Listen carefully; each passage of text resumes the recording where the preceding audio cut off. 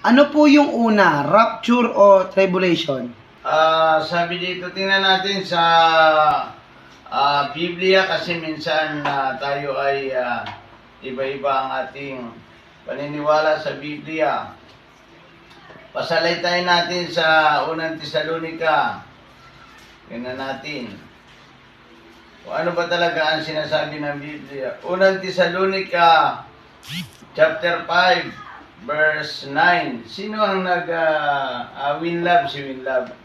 Okay. Purihin natin ang Panginoon. Winlove, andito ang kasagutan. Pakibasa ng ating reader. Unang Tesalonica chapter 5 verse 9. Unang Thessalonica chapter 5, verse 9. Okay. Hindi tayo pinili ng Diyos upang bagsakan ng kanyang puot, kundi upang iligtas sa pamamagitan ng ating Panginoong Hesukristo. Okay. Ang sabi dito ay pinili niya tayo hindi upang parusahan o bigyan ng bagsak ng puot ng Diyos, kundi upang iligtas. Mayroon kasi mga tatlong panukala ang mga Bible scholar na kung saan mayroon mid-trib, mayroon pre-trib at saka post-trib. Mayroon pagdating ng kahirapan ay sa kalagitnaan darating ang Panginoon.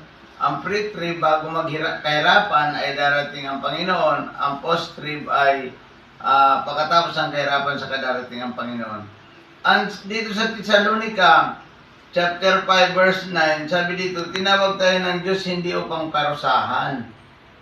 Kaya dito ay sinasabi ng Biblia, sinasabi ng Thessalonica, 1 Thessalonians chapter 5 verse 9, na bago dumating ang kapigatian ay darating ang Panginoong Jesucristo.